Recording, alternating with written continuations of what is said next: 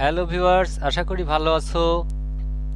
Learning point L2 English grammar চ্যানেলের পক্ষ থেকে সকলকে আবারও অভিনন্দন, সুস্বাগতম আমাদের আজকের এই ক্লাসে।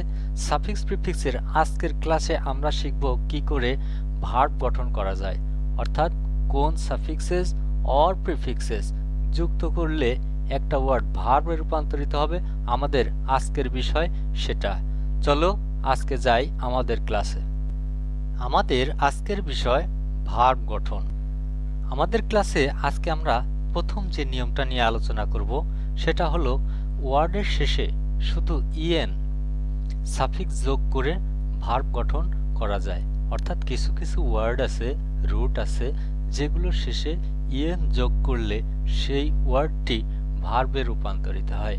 আমাদের টেবিলের মধ্যে বেশ কিছু ওয়ার্ড দেওয়া আছে, যেমন ব্ল্যাক, BLACK, ব্ল্যাক।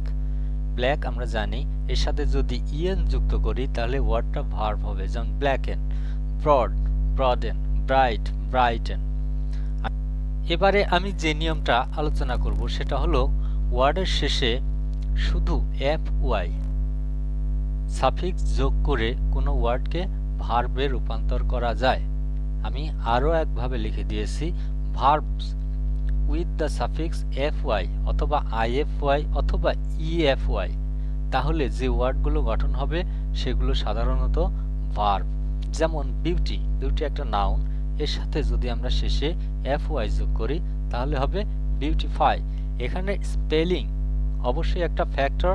আমাদের এই স্পেলিং ফাংশনটা কিছু ডিফারেন্ট হয়ে গেছে রুট ওয়ার্ডটার, যেমন বিউটি লাস্টের ওয়াইটা উঠে গেছে এবং আই বসছে তার ওয়াই এর স্থলে এবং FY যুক্ত হয়ে এটা ভার্ব গঠন হয়েছে।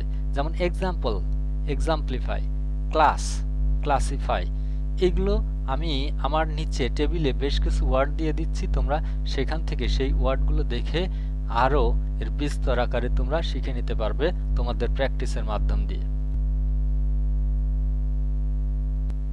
এবারে আমি যে নিয়মটা বলছি সেটা হলো verbs with the suffix E N, অর্থাৎ ভার্বের সাথে যদি ইএন যুক্ত করা যায় তাহলে ওয়ার্ডটা ভার্ব হয়। যেমন যে কোনো রুটের শেষে যদি আমরা ইএন যুক্ত করি তাহলে সেটা ভার্ব হয়। কোনগুলো ওয়ার্ড সেগুলো আমি নিচে আলোচনা করছি, যেমন স্ট্রং, স্ট্রং থেকে আমরা যদি চেঞ্জ করি তাহলে স্ট্রেংথ নাউন হলো, এটার সাথে যদি আবার ইএন যুক্ত করি তাহলে হবে স্ট্রেংথেন, তখন এটা হবে ভার্ব। যেমন লং, লং থেকে হলো লেন্থ, লেন্থের সাথে আবার যদি ইএন যুক্ত করি তাহলে এটা হবে লেন্থেন, ভার্ব। সুতরাং একটা ওয়ার্ডকে বিভিন্ন পার্টস অফ স্পিচে চেঞ্জ করা যায় এবং এই শিক্ষণটাই হলো আমাদের সাফিক্স প্রিফিক্সের শিক্ষণ। আরও একটা উদাহরণ, যেমন যদি যাই হাই, হাইট থেকে চেঞ্জ হলো হাইট, হাইটের পরে হাইটেন, তখন এটা ভার্ব হয়ে গেল। আশা করি তোমাদের ভালো লেগেছে। আমি আরও কিছু টেবিলের মধ্যে কিছু ওয়ার্ড দিয়ে দিচ্ছি, কিছু স্ক্রিনে কিছু ওয়ার্ড দিচ্ছি, সেগুলো থেকে তোমরা প্র্যাকটিসের মাধ্যম দিয়ে অবশ্যই এটা শিখে নিতে পারবে। আমি এখন স্ক্রিনে যে শব্দগুলো দিয়েছি এগুলো শেষে এন যুক্ত হলে সেগুলো সাধারণত ভার্ব হয়ে যায়। যেমন অ্যাওয়েক, ভার্ব, এর সাথে আবার অ্যাওয়েকেন, এটা পাস্ট পার্টিসিপল ফর্ম বা পাস্ট ফর্ম, এভাবে করা যায়। যেমন ডার্ক একটা শব্দ, আমি কিছু কিছু শব্দকে কালার দিয়ে রেখেছি জাস্ট আমাদের বোঝার স্বার্থে, স্ক্রিনে যাতে দেখা যায় সেই জন্য। যেমন ডেট, আমরা জানি অ্যাডজেক্টিভ, ডেডেন, ডাফ, ডাফেন, ডিপ, ডিপেন। ডিপ হলো আমরা জানি গভীর, তাকে এন ডিপেন করা হয়েছে, আরো গভীর করা হয়েছে।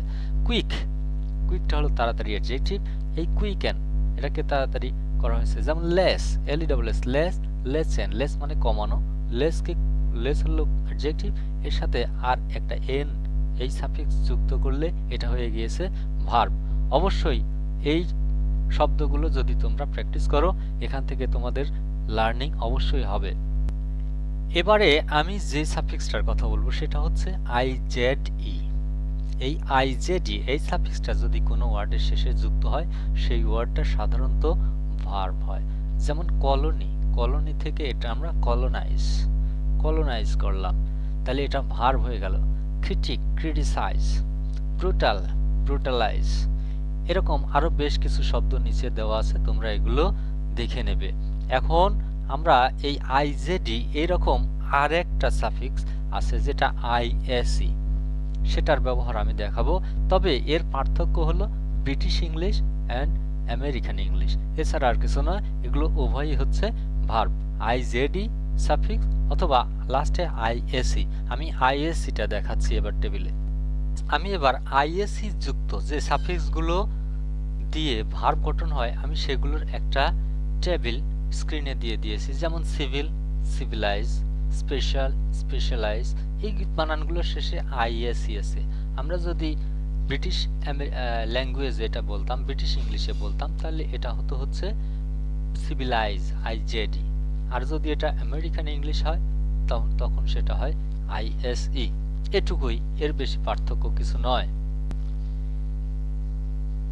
এবারে আমি কিছু প্রিফিক্স একসাথে দিয়ে দিয়েছি, যেমন রি, মিস, ইন, এম, টিস, এইগুলো আমি প্রিফিক্স দিয়ে দিলাম। রি, এই রিটা আমি প্রথম ক্লাসেও বলেছিলাম, বা ইএন, ডিজ এগুলো দিয়ে সাধারণত অপোজিট ওয়ার্ড হয়, কিন্তু আমি এখন আবার দিচ্ছি এই কারণে যে এইগুলোর মাধ্যম দিয়ে একটা শব্দ, ভার্ব বা পার্টস অফ স্পিচ সেমই থাকতে পারে।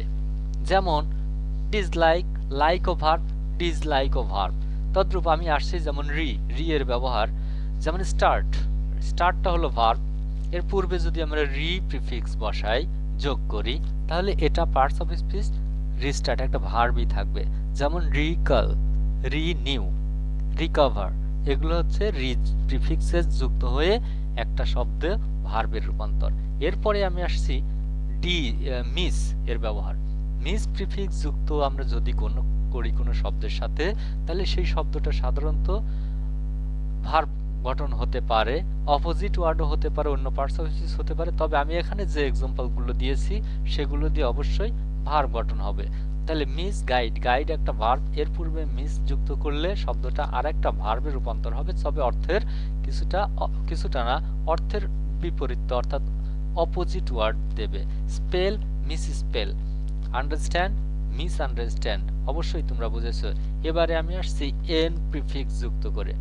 আমরা যেমন ডেঞ্জার, ডেঞ্জারের পূর্বে যদি এন লাগাই তাহলে শব্দটা ভার্বে রূপান্তর হবে, যেমন এন্ডেঞ্জার। রিচ অ্যাডজেক্টিভ, এর পূর্বে যদি আমরা এন যুক্ত করি তাহলে শব্দটা ভার্বে রূপান্তর হবে এনরিচ। কারেজ, কারেজের পূর্বে যদি আমরা এন যুক্ত করি তাহলে শব্দটা হবে এনকারেজ, এগুলো ভার্বে রূপান্তর হবে। তদ্রূপ এম একটা প্রিফিক্স যেটা যুক্ত করে কোনো শব্দকে ভার্বে রূপান্তর করা যায়, যেমন পাওয়ার, এম পাওয়ার, বডি, এমবডি, এটসেট্রা। এরপরে যদি আমি ডিজ আসি, যেমন লাইক, এর পূর্বে ডিজ যুক্ত করি, লাইক, ডিসলাইক। Cover, discover. তাহলে আমরা দেখলাম যে কিছু কিছু সাফিক্স যুক্ত করে কোনো একটা ওয়ার্ডকে ভার্বে রূপান্তর করা যায়, আবার কিছু কিছু প্রিফিক্সে যুক্ত করে কোনো একটা ওয়ার্ডকে ভার্বে রূপান্তর করা যায়। আমি ভার্ব গঠন করতে গিয়ে কিছু সাফিক্স এবং কিছু প্রিফিক্সের আলোচনা অ্যাড করলাম। আশা করি তোমাদের ক্লাসটা খুবই উপকারে আসবে। তোমরা পিকচারে স্ক্রিনশট দিয়ে সেগুলো খাতায় লিখে প্র্যাকটিস করলে অবশ্যই তোমাদের এগুলো মনে থাকবে। আমি তোমাদের একটু সহজ করার জন্য একটি ভিডিও রূপে দিলাম। আমি কখনোই তোমাদেরকে বলি নাই, কখনো রিকোয়েস্ট করি নাই লাইক শেয়ার দিতে বা সাবস্ক্রাইব করতে। যদি আমি এই যে এত কয়টা ভিডিও দিলাম, এই ভিডিওগুলো দেখে যদি তোমাদের মনে হয় আমার চ্যানেলের ভিডিও তোমাদের উপকারে আসবে, তাহলে এখন আমি বলছি তোমরা জাস্ট সাবস্ক্রাইব করে রেখো, তাহলে আমি যতগুলো ভিডিও অ্যাড করব, ভিডিওগুলো আপলোড করব, সবগুলো তুমি আগে দেখতে পাবা অবশ্যই। আর কমেন্টস করে জানালে আমার জন্য সুবিধা হয়, আমার ভিডিওগুলো আরো ভালো কি করে করা যায় তোমাদের কমেন্টসের প্রতি দৃষ্টি রেখে আমি সেভাবে সাজাতে চেষ্টা করব। Thank you students.